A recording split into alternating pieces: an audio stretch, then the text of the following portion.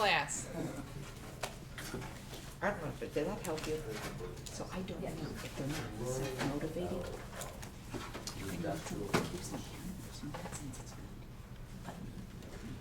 It's so good we videotape it and put it on YouTube.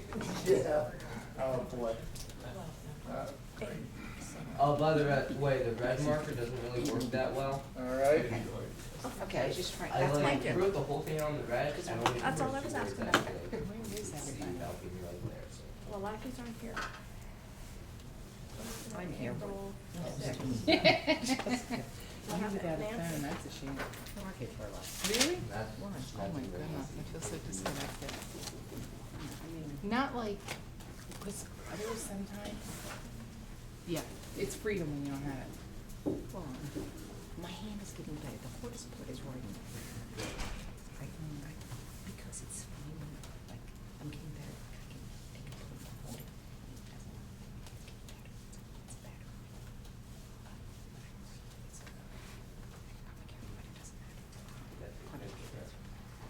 Well, I couldn't upload it to Zach's computer last week, but he could watch it on here. So I have a new computer laptop now, so I might be able to send it to you. If I can, I will. I know it's been the whole year, I keep saying. That's whatever. Where's Nancy? I saw her just walking past. Nancy. Hi, Matt. Hello. Lost rights to your seat. What?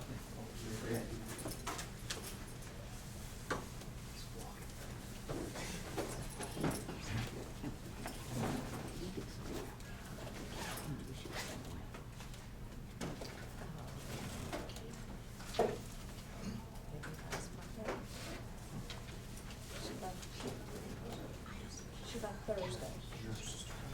Take the test. Thank you, well, I'm sure you did well.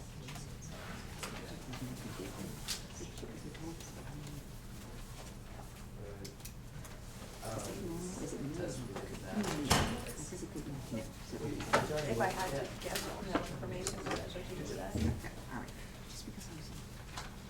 She, she's color, she's like very, but, she also told me, the guy said.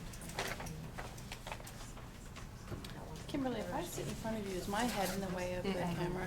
No, but I'm getting a lovely picture of your lips right now. Monday.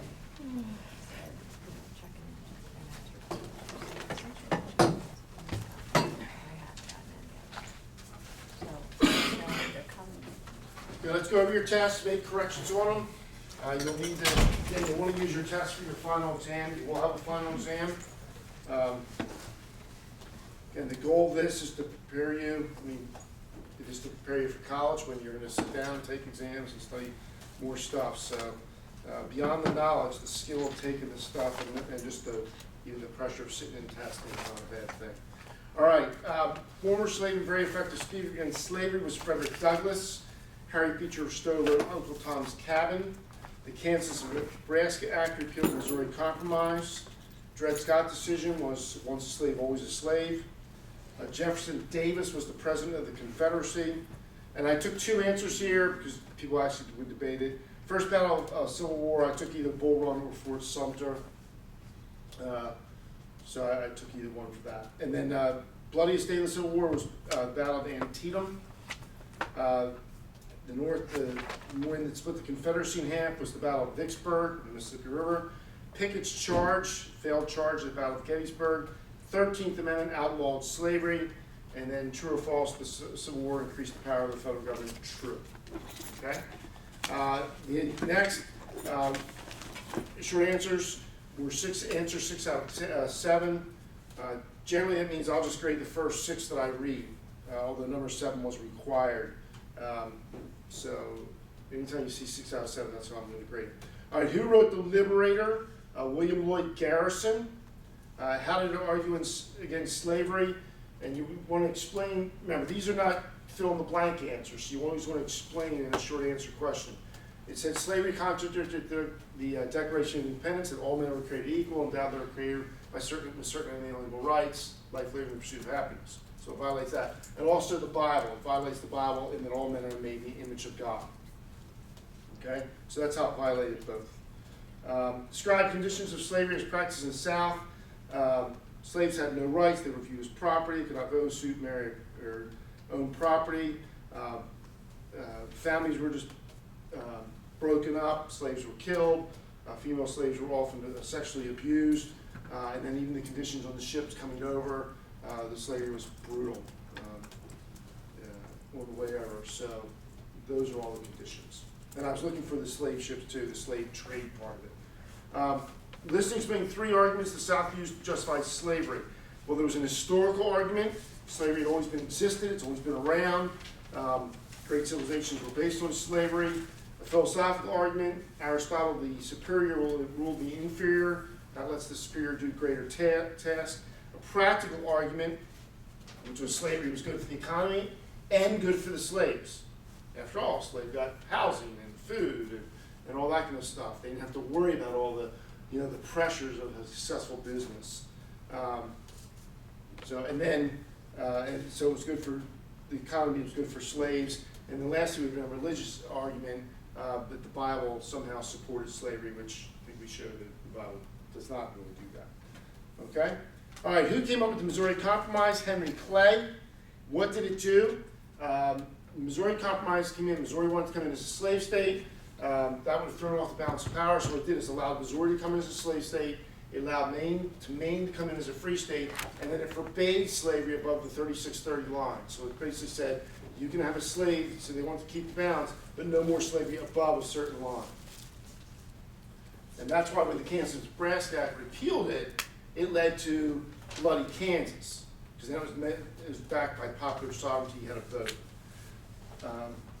Why was the election of 1860 the final straw for the South? Well, it was really because of the Republican platform. They were against the extension of slavery, so they did not want to eliminate slavery. Okay? They were against the extension of slavery. They were for internal improvements. They were for protective tariffs. They were for Western Railroad. The protective tariffs would have benefited all things that would have benefited northern industries and not the South. Okay, two southern advantages, two northern advantages. Southern advantages, generally better generals. They were fighting a defensive war, so they knew the territory was going to fight a little bit harder.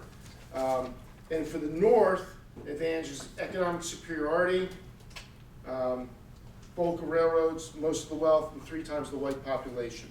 So that's what the North had. And what gave them an advantage.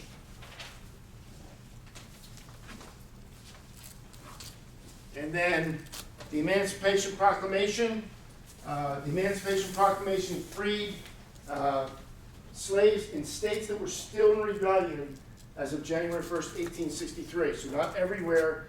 The 13th Amendment outlawed slavery, not the Emancipation Proclamation. Okay? The Emancipation Proclamation basically said it will end slavery in any state still in rebellion as of January 1st, 1863. Okay? Why was it announced this way? Well, 1, he didn't want to offend border states that had slaves that were part of the Union. 2, it was announced this way to put some kind of psychological pressure on southern states, maybe they could come back and keep their slaves. And also, with the announcement of proclamation, Emancipation Proclamation, it kept Britain out of the war. It changes the meaning of the war. So the war went from preserving the Union, which not everybody believed in, to a moral cause, ending slavery, which made Britain, which had outlawed slavery at that point because of William Wilberforce, who was a Christian, a strong Christian, was just arguing for decades, and he had won by this time in England, and they had gotten rid of slavery, so they couldn't really very well come in and support a country that was going to be having slaves, which the South would have. So that's what happened with that. All right. I think that's it for those. And then the essay, the Civil Rights Movement, really begins in one sense in the Civil War. So you have the 13th, 14th, and 15th Amendment. 13th Amendment outlaws slavery. 14th Amendment defines slaves as citizens, gives them certain rights, including the right to vote. But that was an optional right. In one sense, the South didn't have to give them the right to vote, because if they did, they said, well, if you don't give them the right to vote, you'll lose representatives. So the South actually said, fine, we won't give them the right to vote, and we'll lose some representatives. The 15th Amendment gave them the right to vote regardless of race, creed, color, or previous condition of servitude. Now, how's the South respond to these civil rights? Well, they didn't like it, okay? And the South still responds. I mean, there's still places, again, where people are against civil rights and equal rights. So there's still intimidation, and you see it play out. So if you ever saw, what was the Maids book again? I mean, who was the movie about the maids? The Help. Was it The Help? The Help. Really, really good movie. There's some movies out. Selma's out. We just can see what African Americans ran into, even after the laws supposedly protected them, because it was still a rigged game against them, very much so. And there's still probably places where it still can feel that way. This is the whole thing with the police movement today. You know, some of the places have happened where black guys, black men have been shot. There's this idea that there's not equal justice. Okay, there's not equal justice. And what happens when there's not equal justice? Now that's a perspective, right? That creates riots and things like that because people are upset, like a white person doesn't get shot. You know, the idea of police brutality. It still plays out and plays out. Charleston, South Carolina, you had a major thing. We actually have a sister church in South Carolina, which is very involved in creating reconciliation for black and whites.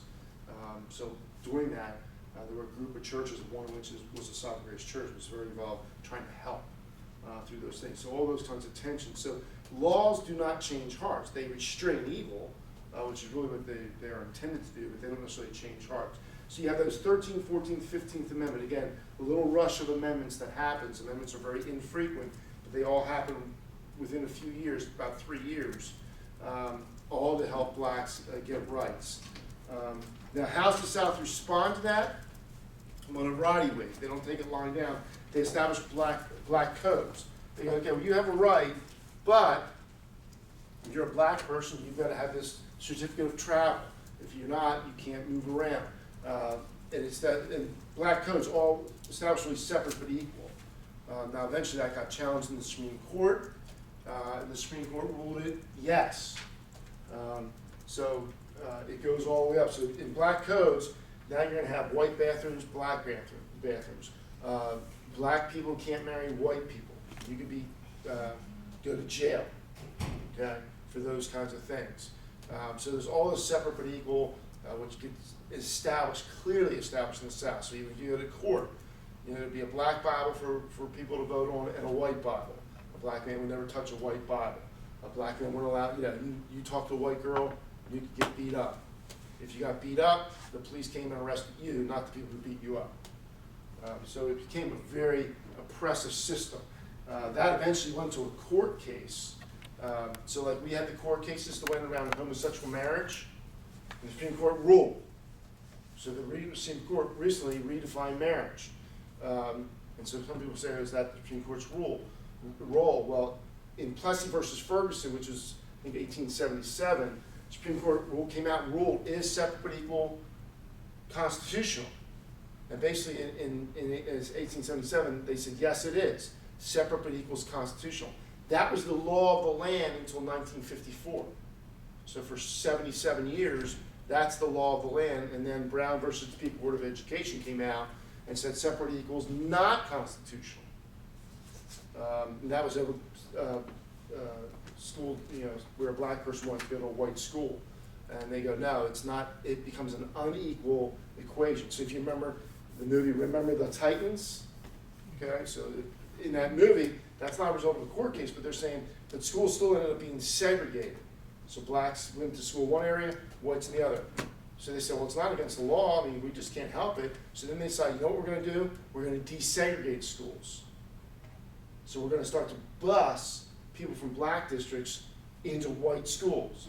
So the white schools inevitably always had better equipment, better teachers, better facilities. Black schools were always run down.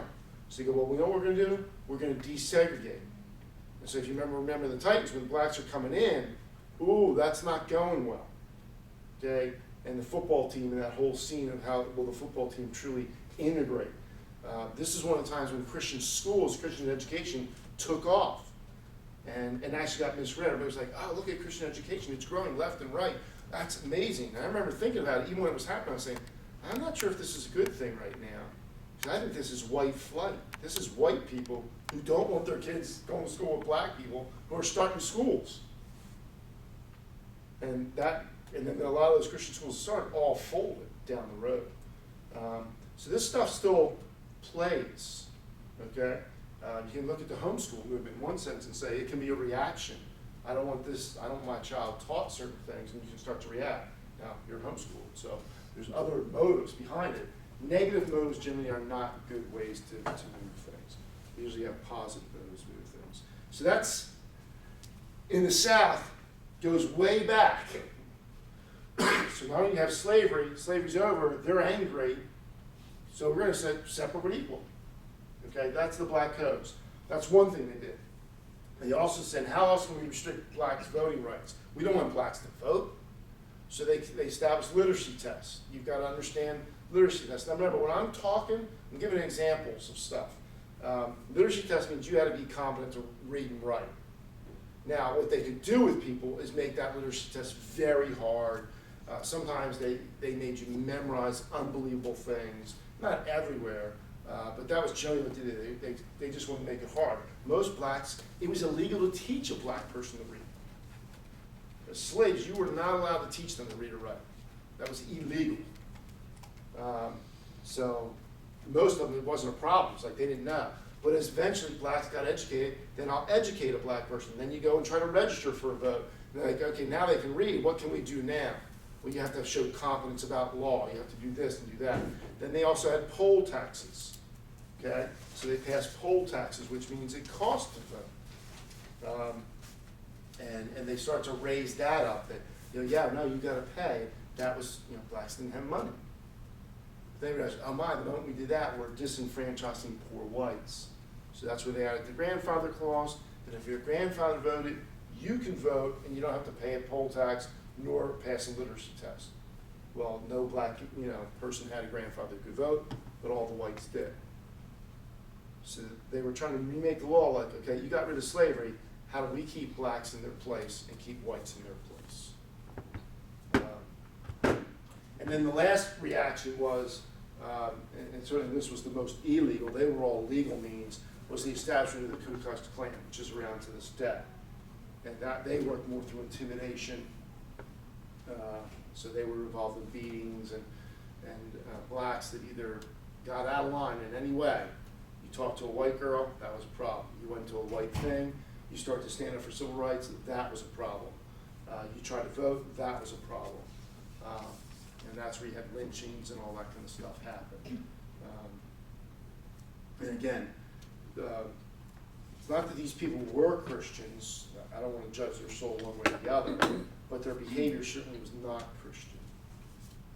And that's what would be sad, is when they would sing hymns at a lynching. You just think bizarre. But it's not the first time, right? In one sense, the Crusades are bizarre. There's a lot of things that people do in the name of things. You're like, and this is what you want to be thinking. Because somebody says they're Christian doesn't mean anything in the way they're thinking or what they're doing is Christian. So you always got to evaluate it according to Scripture itself and say, no, is that consistent with God's Word? Is that consistent with Christ, the character of Christ, the conduct of Christ, and the commands of Christ? Or is that just somebody who's twisting stuff? And right now there's a lot of people twisting stuff. Okay? So that's pretty much it for that. So you had the 3 amendments, black codes, literacy tests, poll taxes, grandfather clause, KKK. Those are the things I was looking for in that answer. All right? All right, get your notes back open, and let's finish up here. We're on the rise of big business and unions. And we finished big business. So the rise of, we're going to talk about labor unions. Now again, today when we talk about labor unions, very different than what it was back then. Unions have eventually become powerful. Some unions are very powerful. Philadelphia is known as a union town. So if you go to Philadelphia and you would try to put a roof on someone's house and it wasn't union, you could have problems. Okay? I mean real problems. like destructive things and all that, or they'll just give you a hard time, you won't get your permit, anything like that. So Philadelphia's known as a union town. They used to have a conference called New Attitude, where it was a singles conference, and the one year they met in Philadelphia, and they never met there afterwards, because it was so hard to work in Philadelphia. So you have thousands of people coming, so it was like, okay, we want to set up a bookshop. Okay, well, that's a union job. So everything was union driven. So the lighting, the sound, but it was like, well, there's one union that brings in the stuff. Okay, can we start setting up deals? Oh, no, you can't do that. That's another union. And then there was another union, like, it was all, and they're like, and if we start doing it, if you do the work, like, I just want to do it, I'll just serve. No, you can't do that, because you're taking a union job, guys, a union job as well. So they just didn't want to come back. I mean, they were there in Philadelphia, it was great. We could travel there, but it was like, this is an impossible town to work in. Because literally, to do one thing that you would do, be like, go help Mrs. D take in the food. Well, no, there's someone who actually unloads it and puts it here, and then there's somebody else who carries it in. And each one of those represents a job. You better not cross that line. So they moved out of Philadelphia. It was expensive, but it was just, they said it was hard to work with the unions. Who would set up the sound, who would run the sound, who would then take down, who would do this. Everybody had a sort of skin in the game, so to speak. So unions today have more power, but I would say probably historically this pendulum has swung away a little bit from unions. Okay, so probably the 60s and 70s, unions very strong. Now not as much as they were, although they still wield a good bit of power. Early unions had very little power, and you're going to understand the conditions. Now people make fun of unions, and I'm not saying we should or do that. We have people, by the way, in our church who are members of unions. But back then, it was really hard to be a worker. So so we're looking at unions, okay? So we're in big business and labor, okay? So now, the thing we're looking at today is labor unions.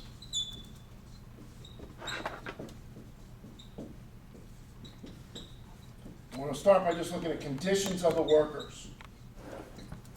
And really nothing here changes as far as their goals. Conditions of the workers.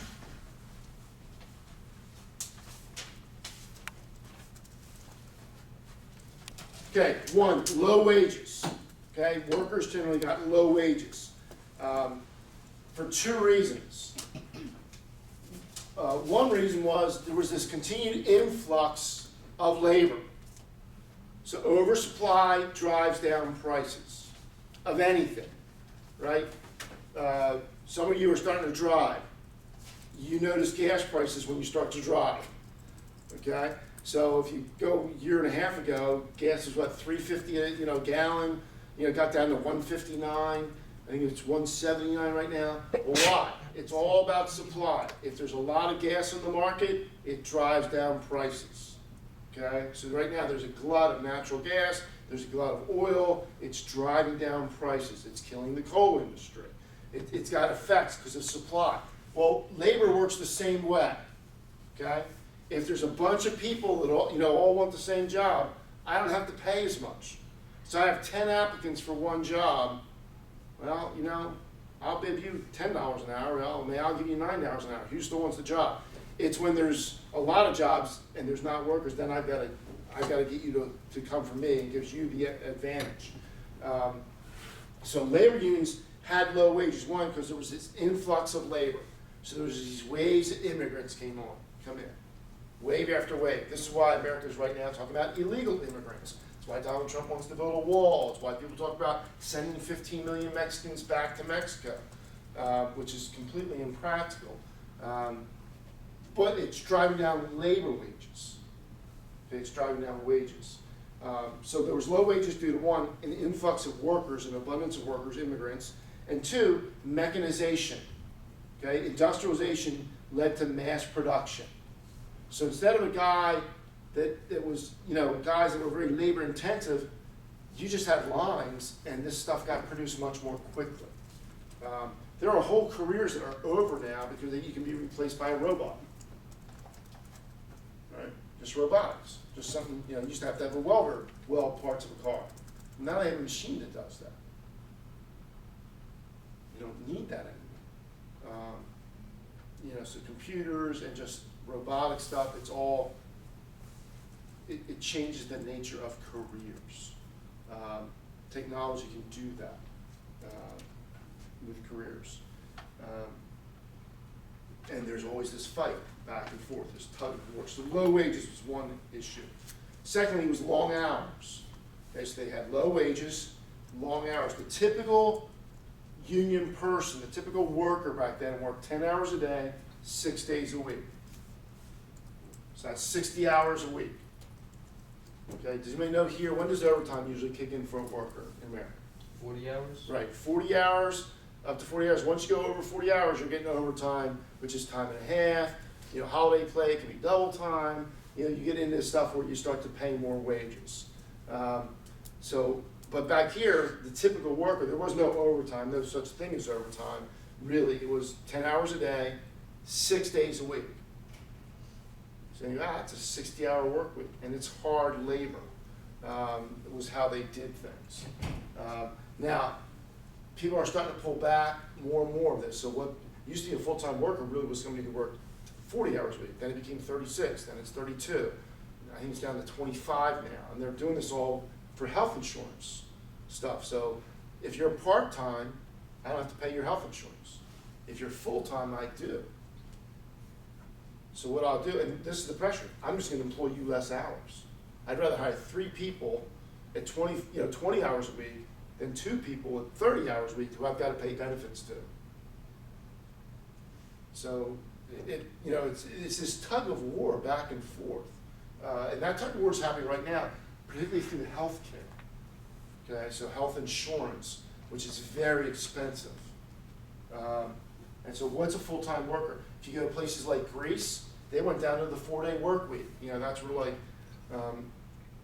sort of like with Bernie Sanders, who's a socialist, an avowed socialist. At least the thing I respect about Bernie Sanders is where he's coming from. I can disagree with the guy, but I'm like, well, at least I know what you are. Versus other people like, I don't know what you are, and you scare me what you are. He's like, well, I know what you are. You're this. Well, he's looking over at Greece, and there's places where, hey, not just 2 weeks, everybody gets a month vacation. Everybody works a 4-day work week. So what's full time? And there's this pull back and forth between owners, managers who make money and own the thing, and the workers. So low wages was one condition. Long hours was another. And then third, unsafe working conditions. Unsafe working conditions. There was no concern for safety among owners. They literally did not care. So when guys would die in coal mines or steel mines or steel factories, literally they would come and say, gee, they wrap the body up, dump the body in the front yard and say, gee, I'm sorry, your husband died in an accident today. He died in the mine, or he died, for a steel thing. And do you have a son? If you have a son, he can come. And, yeah, well, he's 14. That's okay. He can go and start working in the mine tomorrow. And I don't have a son. Well, you have 2 days to get out of your house. There was no care for the safety of workers. Now today, that is a huge issue because we have something called OSHA. So health type things are all very involved. So Mr. Bond owns a business in chicken parts, and he has a guy from the government that's there every day to making sure the machine's safe, health's safe, everything's safe. And that you're running things the right way. None of those things existed back then. Child labor laws were starting, but even there. So the coal miners, they had the bed backs, the kids who would be over the chutes, and this is particularly true in Europe, and you'd be picking coal, sorting big pieces, junk, rock, and they call them bed backs because they spend so much time bent over. That's how they became. And you had black lung, where you're breathing in coal dust all the time, and you're dying from that. and just, again, brutal hours. Coal industry still is one of the more dangerous of industries, particularly in tunnel mining, not strip mining. So low wages, long hours, unsafe working conditions. Okay, that's what they talk about. So even the NFL plays in this game. We want a higher wage scale. We want the scale, we want the salary cap to go up. We want to do less at camps. So it used to be how many times could you have your pads on? The NFL came out and said, you're only allowed to have this many practices with pads on. You're only allowed to practice this many hours. And what else do they want? What's their safety concern, NFL? Right now, concussions. Concussions. So they had a $700 million, I don't know, maybe more lawsuit, concussions. So now you get helmet safety. Now there's concussion protocols. Because it used to be, remember, it's a macho sport. You get hurt, you go back in the game. So now you have to pass a concussion protocol. So they actually take you and they go, like, that guy's out. He's got to go, and I don't know how they do those things. They have baseline test questions and stuff. They ask me to figure out, are you concussed? Has your brain moved in your head? Because now they're having these guys at 35, 45, they're in dementia, they're having all sorts of problems. I don't know if you know Terry Bradshaw, he's an announcer, he was a quarterback for the Steelers, he won Super Bowls. I saw Terry Bradshaw at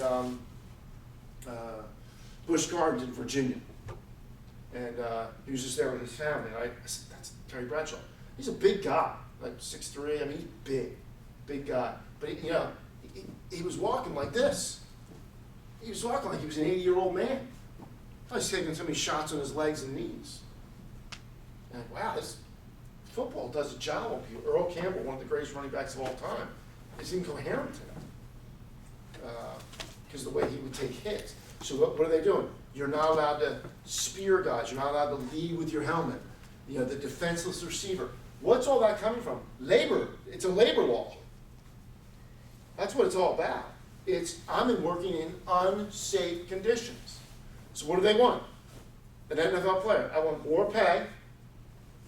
I want less hours. So you can't do this, you can't do that, you can't start me here, you can't work me this way. And I want safer working conditions. So what they're arguing. You know, and again, when there's hundreds of millions of dollars at stake, people pay attention. So it's always been the workers thought that way. I want higher wages, less hours, and safe working conditions.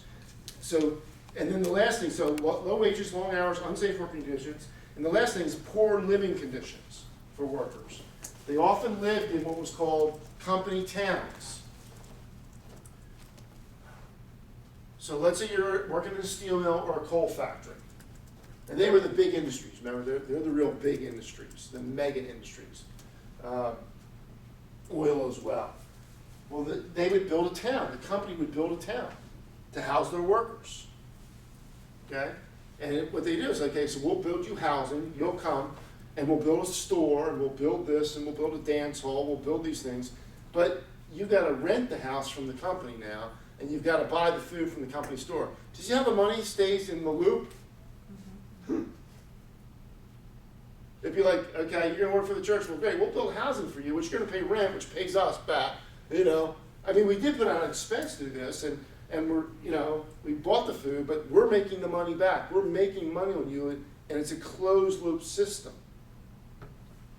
which made it very hard for company workers. And therefore, when they got fired, or when somebody died, you know, your husband died, and you only have little kids, they would just come and say, it's a company housing you're in. You don't have anyone that works for the company. You have 2 days to leave. You have these women like, I got 4 kids, no husband. And there's no unemployment, there's no welfare, there's no Social Security, there's no life insurance, there's nothing, no food stamps. I'm basically put out of the house in 2 days. In 48 hours, I went from having a husband, having a place to live, having food to, I bundled up my kids with our belongings, and we don't know where to go. And workers, when they would get fired, like when they were starting to unionize, Well, then we find guys that wanted to unionize, they fired you. But they also blackballed you, which meant we put your name out on the list and no other company will hire you either.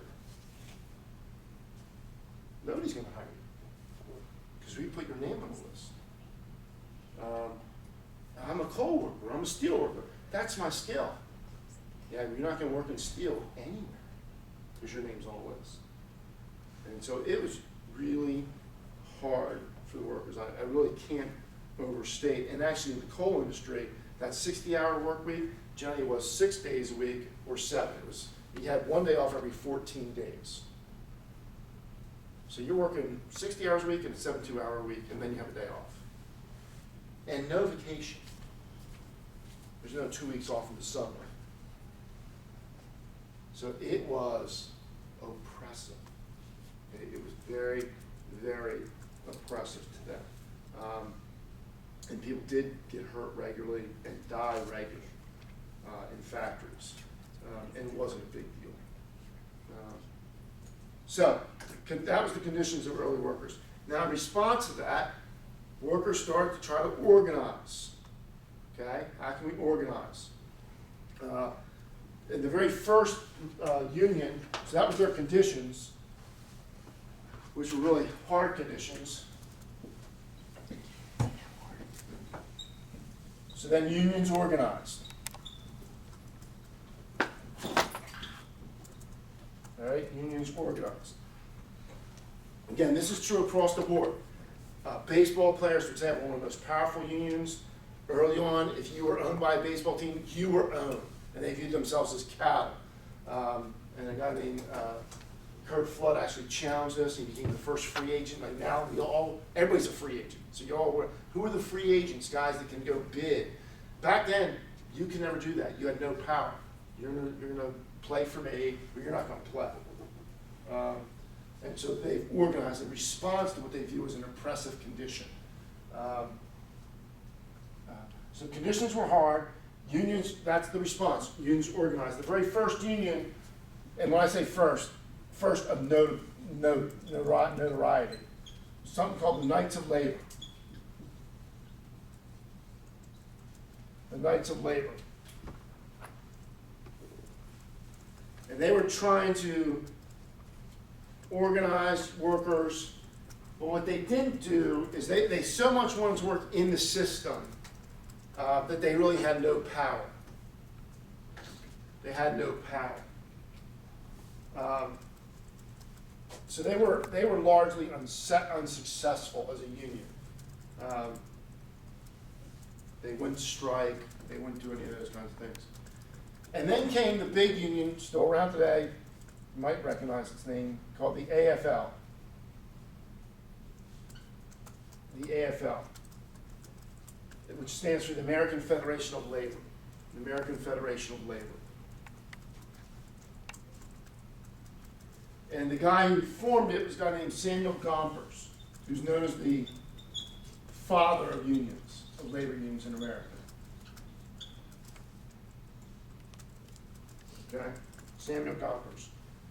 Today you'll see the AFL still around. Now it's the AFL-CIO, Congressional Industrial Organization. So you'll see this AFL-CIO. You'll see that union around a lot, and it became the largest union in the world.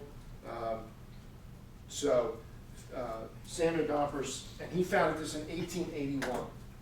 So that's the time frame we're looking at. And Gompers, who saw the Knights of Labor as incompetent, he says, you know what? We're going to use strikes and boycotts. And the way that a labor union ultimately asserts its power is through strikes. At the end of the day, that's their ace in the hole.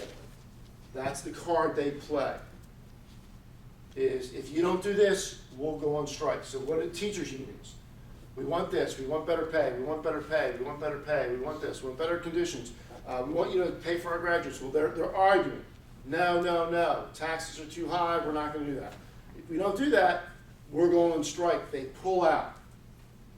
And yet that puts pressure on people, right? So now all of a sudden the summer's over, kids supposed to go to school, mom and dad both work, What are we doing with Junior, who's now home and being a pain? How do we get him out? So you have this pressure. So teachers will go on strike. Sometimes hospital workers go on strike. They call, you know, and so all of a sudden now they're on strike. The nurses union, and they're on strike. And, you know, well, man, things are running down. So strikes is the way. Even the NFL went on strike one year. It was back in the 80s in the NFL. There was no season. Baseball went on strike halfway through a year, and there was no World Series.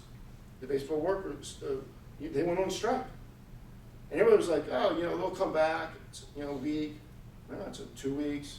No, it's a month. Wow, we lost the World Series. There was one year there was no World Series because the baseball workers went on strike.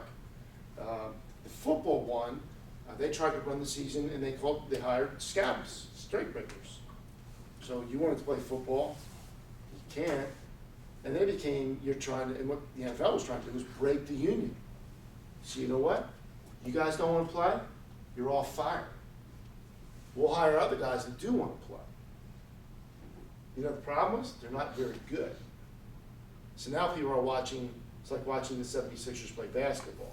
You know, it's like, you know, it's just, you know, if that's the league you want, it's not a very good league. And that's what's going on between players and owners, right? Players always want more money. Owners are saying, hey, I bought the franchise for $1 billion.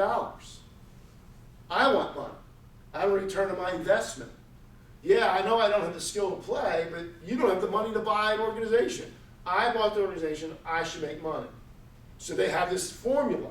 How much do the players get? How much do the owners get? As far as the profits are concerned. And they fight over that. And if you don't like it, I don't like the deal, we'll go on strike. Strike's the way a union leverages their power. Okay? And then it's just who can hold off longer. So unions now, they have strike funds. So when you go on strike, because what happens when you're on strike? You don't get paid. How long can you live without a paycheck? That's how the business says, I can live longer than you can. That was the NFL in the strike season. Okay, we'll see who can last. We'll see who can outlast the other person. The NFL players should go on strike. No paychecks. I'm an owner. I'm a billionaire. I bet you I can live longer than you can live. Every day you're not working, you're not getting a check. And sometimes when strikes are over, they negotiate back pay. You pay us what we lost. That becomes part of your negotiation. So they're going back and forth. I don't think basketball, they've threatened strikes. I don't know if they ever had a strike this season. I can't remember. But I know baseball and football both did. Football wouldn't lose a Super Bowl. There was just too much money to be lost. Baseball did lose. They gave up half of a season that way. So they get it through strikes. So what they have now, if you're a part of the union, they'll have a strike pool. So when you're a union, I'm on strike, and the union will pay me, out of all the dues we paid in, they'll pay me some kind of money so that I can hopefully make it longer. And you're going back and forth. Who's going to bend first? Okay? So business hates unions. So when we built our church here, it was built with non-union labor. Okay? Now that wasn't our choice, that was our contractor. But if you go around, if you drive around the area sometimes and you see construction going up, what often do you see in front of it? What do you see? What inflatable do you ever see in front of a rat? You know what the rat's there for? You know why they do that? Anybody know why there's a rat? Parents, you know why there's a rat? If you didn't use labor. You didn't use union. Union. Or union labor. You didn't use union labor. So the union's sitting there saying, by you not using union labor, that means you're hiring guys at less of a wage that could be a livable wage, and you're hurting the working man. You're a rat. So I wondered, see, when we built our church, if we'd used union labor, our costs would have gone, I think our church, everything costs like $6 million to build the church and build the basin and put the parking lots and the curbs, and it's expensive. And it was like, okay, if we had used union labor, it might have been $7 million. Because you're going to pay the wages higher. So I wonder what the union will do if we were Marriott Hotel, building a Marriott retirement community right here, and didn't use labor, there would have been a rat out front. And there would have been 2 guys sitting there, and they would have had a sign up about something. Because we were a church, I don't think they wanted to say, take on a church. And a church is a one and done, we're not gonna build multiple campuses, whereas Marriott, they're gonna go after it. So there's this fight back and forth between unions and businesses. The business realized the more wages I pay you, the less money I make. The more expensive you are, the less I make. Okay? And so I want to keep your wages down, you want your wages up. I want to get a lot of hours out of you, you want less hours. When unions don't get right what they want, they go on strike. Okay? They go on strike. And that can shut businesses down. And it did. The baseball season got shut down. Football season got shut down. Factories get shut down. Car automakers shut down. Well, they're on strike. And then who's going to pay them first? Teacher unions, all that stuff. So they use strikes. Okay, they use strikes to get economic gain. Or sometimes they would boycott things like don't buy any product from this type of a thing. So they would actually do boycotts and strikes. Some unions are not allowed to strike. Because I think I told you, the air traffic controllers, the guys in the towers, land planes, they were in a union. Their union, when they formed a union, they did not have the right to strike, which means they really have no power. It's like a union without power. We're a union, and they go, yeah, you guys are a union, come in and negotiate. And at the end of the day, we sort of laugh and, yeah, here's another donut, have another donut. 2 donuts today. We'll give you little bits, little concessions, because we don't want to really make fun of you. Well, the air traffic controller said, we have no power. So they decided, we're going to strike in 1983, I think. We're going to strike. Reagan said, if you strike, I'm going to fire every one of you. Because you don't have the right to strike. They strike, he fired every one of them. Like right away, too. Oh, yeah. Boom. So it was all the supervisors that had run, and then it was like, we'll train new people come in to become air traffic controllers. And their jobs are really high-stress jobs. They say air traffic controlling is one of the higher-stress jobs because you're managing, think about what you're managing and lives involved. And you got planes coming and going, and it's big equipment, and big mistakes happen quickly with catastrophic consequences if you miss. And so they, very high stress, they said the burnout level of air traffic controllers was huge. And that's what they were saying. We got to work less hours. We got to make more money. But we can't live under the stress of this. We need longer breaks. We need shorter shifts. We need these things. Reagan said, if you strike, you're fired. They struck, he fired them. He essentially broke the union. I think they've actually come back and reformed and done some other things. Now, people who can't strike, the military can't strike. That's called desertion and things like that. You're going to get shot if you try to strike if you're in the military. But they would strike. Now, so unions start, they're trying to, and by 1897, this union had 1 million members. So they get big. Then they have what's called sympathy strikes. So maybe I'm a trucker, and I go on strike. But the union over here, they go, we go on strike with sympathy union. It leverages their power. That's what the AFL was doing. It's like, not only will we go on strike, we'll get other people to go on strike with us. And so they would use strikes. They got to be a large union, 1 million members in their union. And Gompers became a very powerful man. Okay, very powerful man. The Teamsters, probably don't know this name, Jimmy Hoffa. Parents would probably know the name. He was a trucker union. The Teamsters were known as a very rough union. And actually that union tried to get broken. Where truckers are moving goods around the country, there's Teamsters truckers. Then you have independent truckers. When the Teamsters go on strike, and they do occasionally, the Teamsters go on strike, we're shutting down trucking, we're shutting down shipping. Teamsters go on strike. Independent truckers start saying, I own my own truck. I'll pick up your run. I'll pick up your load. You do that, sometimes those guys drive, go under a bridge, and a rock comes right through the windshield. Their tires get slashed. They can drive at risk. Because the Teamsters have always been known as rough and tumble, and then they had, eventually the Teamsters had ties to the organized mob, so Jimmy Hoffa was the leader of the Teamsters Union. They've never found Jimmy Hoffa's body. People think it's buried in New Jersey somewhere. see just, you know, who he was and some of the things they did. So some of that money gets dirty along the way. All right, opposition to labor unions. So you have conditions, bad conditions, unions are formed, strikes are used.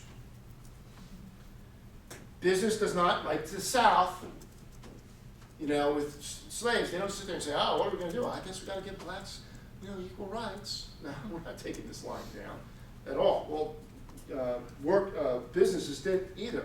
They hired strike breakers.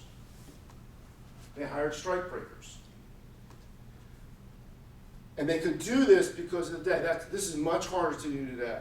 Like I said, the NFL did do it. There were a few guys in the NFL, and they called them traders, who were on the team. The NFL went on strike. These guys were not the superstars. These were the guys that were making, like, you know, the first year player, the guy who's a bench player. I can't afford to lose my paycheck. And they would cross the line where the football players really didn't like those guys. That's called breaking